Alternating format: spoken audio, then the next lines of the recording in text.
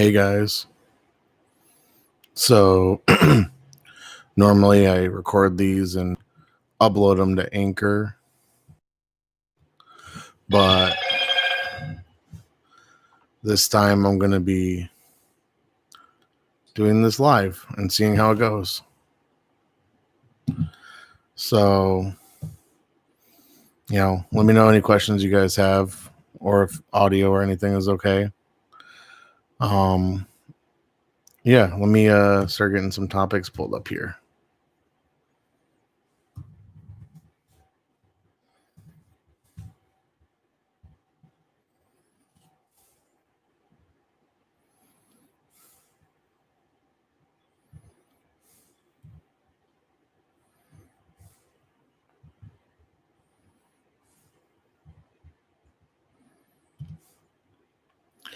Yeah, I'm going to be like the most unprepared live streamer ever, especially for a podcast. But,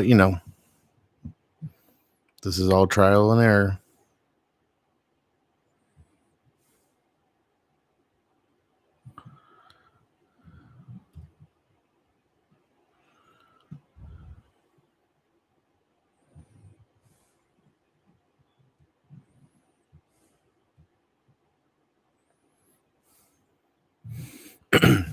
So let me start with the intro.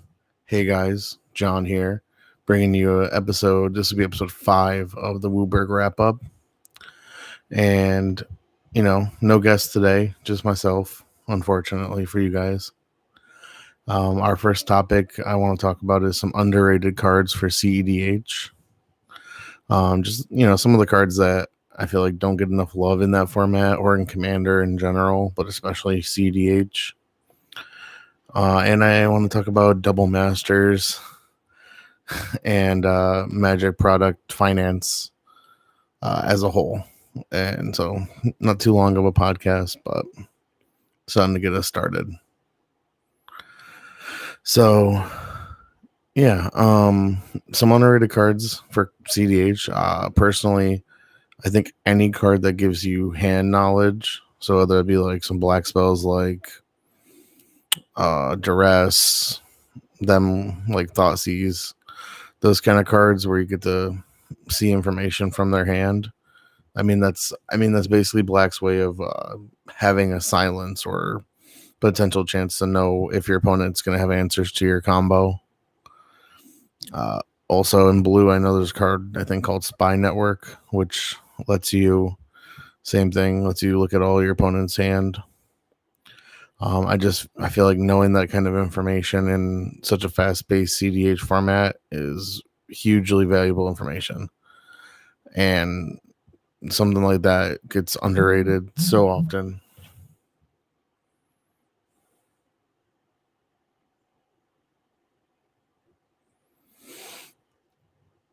But also I feel like some of those more obscure counter spells don't get enough love.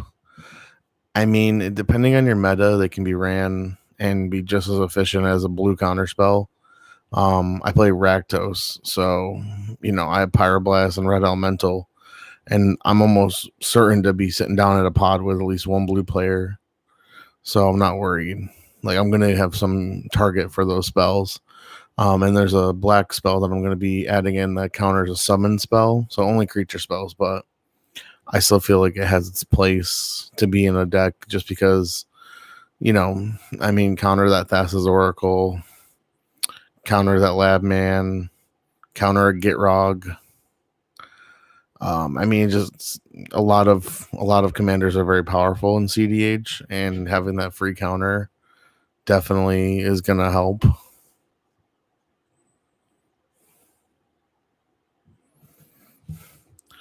Yeah, 1 second, guys. Just checking my messages.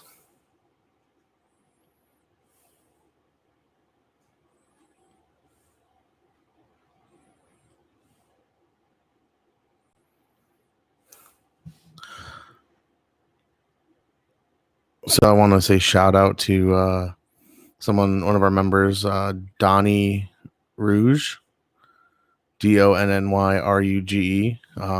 He just messaged us saying he checked out the stream, which is awesome.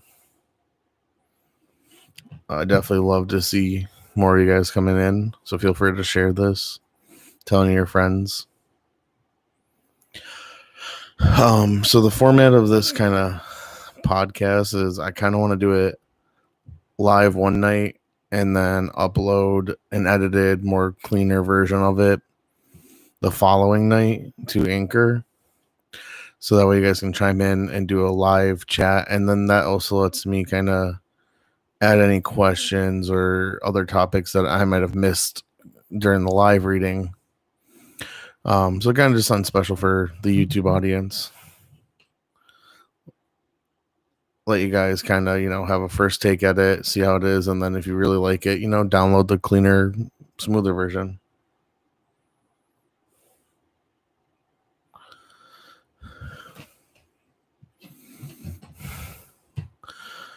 Okay. Some more underrated cards. Honestly, I feel like board wipes. I mean, not just like your, blow up every creature on the board kind of ones, but I don't feel like people are running Fire Covenant, Pyroclasm. I just found a mono black version that does the same as Pyroclasm. I'm drawing a blank on all these cards, and I should have grabbed my deck to show you guys, but I just feel like they're not ran as much because people are like, oh, there's not a lot of creatures, but you're going against like a Kinnan or someone who's running a lot of mana dorks, like a Chulane deck. That's basically blowing up lands or artifacts and against them. Okay, let's get to the more meaty topic. So double masters and jumpstart were kind of a dumpster fire. Like they are highly overpriced. I mean, okay, let's start with jumpstart first. I mean, it's an unlimited print run, but it's like nowhere. I finally found it at one of our local Walmarts. And I was tempted to just buy the rest of them because I'm like, I don't know when this will ever be here again. But I did not. I just bought a couple packs. Didn't pull nothing great. But I feel like it's ridiculous. Like it's unlimited print run. I mean, I understand there's issues going on in the world and everything, but like I don't know why people are just that crazy for some of the cards. Like just wait. Like Elishore Shaman being $80, Tiny Bones being like $60. Like they're great cards. Like don't get me wrong, but like I feel like you could wait. Decks played how long without them? But that's my personal hot take on it. Yeah, hot take. As far as like double masters, honestly, I feel like it's the worst value product Magic's printed. It's so many bulk rares. You're just buying it in hopes to be getting, that Mana Crypt, that Jace, one of those $80, $90, $100 cards. But there's like, I mean, I haven't done the math, but I feel like it's less than 5% of the cards in that whole set are worth $100 for one pack. That's my personal opinion. I didn't buy any double masters. I bought Jumpstart. Jumpstart's just really good for Commander. I'm also trying to save some money to just buy Commander Legends because I play Commander more than anything. That's going to be way better for me. I've already seen some cards in there that I'm like, yes. Especially the green Commander bundle that's released or been spoiled. That Worldly Tutor with the new art for Yisan, Daddy Yisan in the Worldly Tutor art. The Sylvan Library reprint. Seaborn Muse, freaking great card. Super underrated also. More people are using it now in CDH, but forever without being played just because, God forbid, it's a 5-drop, but it's like, come on, you can get that out turn 3 easily. And it's just devastating once it hits the board. My play group, we have a Yisan player, and it's basically game over if you don't have a board wipe once Seaborn Muse hits the field because Yisan just gets out of hand. Play against First Sliver also. That First Sliver player also runs Seaborn Muse. Especially broken in that deck.